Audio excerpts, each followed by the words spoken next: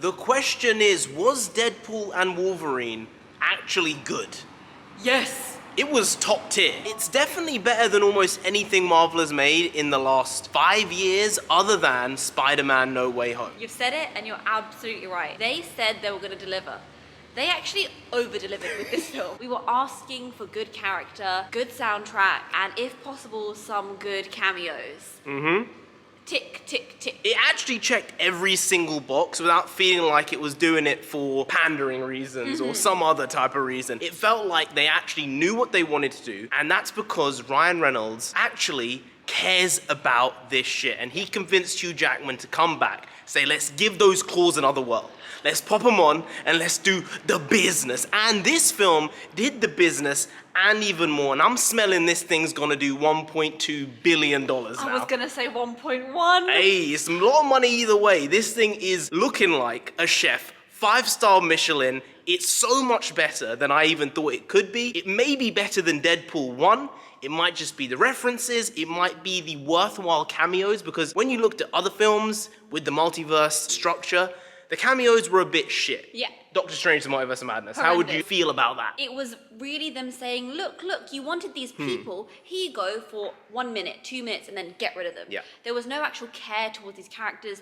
There was no respect towards fans and these fan castings that have been lasting for decades for some of them. With this, they didn't do that. The way that Ryan Reynolds and Hugh Jackman and all of the writers understand these characters, they've done such a good job with giving us their stories, and it feels like a gift. They're not saying, here, take it, it's in your face, we're giving it to you, be happy. Are you happy now? Yeah. Right? And that is the difference between people who care and people who don't. Yeah, I think that's the problem with Marvel over the last 5 years or so. I remember there was a big interview that came out, and a lot of these people producing these movies said, you know, we want to go in a different direction now. This was in 2020, 21, 22. We want to give people a different voice and maybe get writers on who haven't read the comics and don't really have a care for the characters, so that we can get a different viewpoint on them.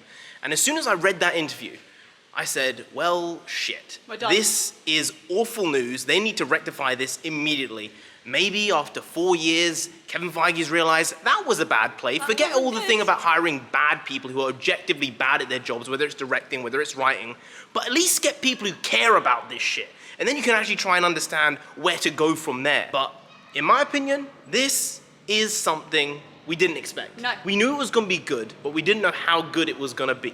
And because of that, we came out, and everyone came out of this cinema in the best mood I have seen someone come out of a movie in years. And also, we came out, first thing out of his mouth, the first thing, well, we're coming back on the weekend to see it again. Potentially 3 times. This is the first MCU movie that we're gonna have seen 2 times in cinema since Spider-Man No Way Home. And before that, it was Infinity War, because Endgame was just too heavy for us. It was too heavy It for was a a second one viewing. and done. I didn't watch it for a few years because it was just too much on my mind. But this, just next level. And you can tell from the excitement, like there is something palpable here. Everyone in the cinema was just having a good time. They were laughter. enjoying themselves, which hasn't happened in years. Even with Spider-Man No Way Home, it had great moments. The cameos were amazing. The characterizations were very well done. But it didn't leave it on a positive, light-hearted note. This just felt like I was coming home and everything was just about to be right. And then shit hits the fan, but in a way which you say, okay. I'm excited for Yeah, what comes next. exactly. And I'm telling you guys, if you haven't got your tickets, book them. And if you've got tickets, book another set. Really, you're gonna love it. And this is the thing, we love this shit. We want the MCU to be great. We want the DC films to be great, because good film, good story is good regardless of what it is. But it's been really bad over the last 4 or 5 years. And that's just an objective truth. And the box office shows it. Yeah. These things are making less and less money as the films go on. Yeah. And the problem with it is most people are saying, I don't want to watch anymore. Nope, that's because the stories are bad.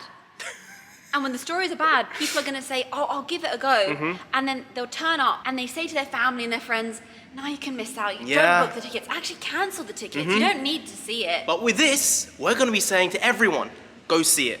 Give it a chance. I know the MCU's been a bit trash lately, but this one's different. This one hits different. It hits just right. Goldilocks, too hot, too cold, just right. This one is doing all the good things and very few bad things. I would say first viewing, it's an 8.7 out of 10. I would say 9.1. 9.1! 9. You're throwing it in the 9s! You're throwing it in S tier immediately. How many times have we seen a film in recent years and gone, immediate rewatch? Not Very only will I few. pay for it, but when it comes out on Disney Plus, I'll be watching it on Disney Plus as well. It's true. You're not lying. You're spitting facts. Maybe I'm being a bit too harsh with an 8.7. Maybe I'll go 8.75. 9 just seems extortionate. But maybe it is a 9. I don't know. There are very few things that get S tier. Avengers Infinity War. Right. Iron Man 1. To be S tier, for me, you have to have rewatchability. This The thing has heavy rewatchability is off the rewatchability. charts. Yeah. It's off the charts. That pushes it up from A tier. This has into Guardians S of the tier. Galaxy 1 rewatchability. That's so the then feeling I I got. think maybe you're right. I think then in that case it is S tier in terms of MCU movies. I think I changed my mind. It's a 9.01. Oh, It just cusps it. you rounded up just enough. Just enough. Can't give a rookie score. It can't be a straight 9. But yeah, we're happy, and I am so pleased that they actually made a good movie here. We've not given any spoilers. We've not really talked about the story inherently because I don't want to ruin anyone's viewing experience because it's just come out. They did everything we wanted and more. The cameos were on point, and they did something which they needed to do, which is they addressed the fuck-ups they've been having over the last 5 years. Yep. And they said, you know what, this is a low point in the MCU. Quote from the movie. All right, you can guess who said that, but Yeah. someone said that. And something else that was said was, the multiverse thing isn't really working, is it? Well, it seems that they listened to all the idiots like us, the idiots from 2020, 2021 who were saying, I'm not sure I buy this stuff. You're really making bad stories and bad products and bad movies and bad shows. Maybe Kevin Feige actually listened. Maybe it was Ryan Reynolds who needed to show him the light. Yeah. To say, boss, I'm telling you, people ain't but loving it. They ain't loving it one bit. So there is hope for the MCU indeed, and I'll take something over nothing. So book your tickets, get ready, get booted and suited, and get to the cinema, because this thing is something special.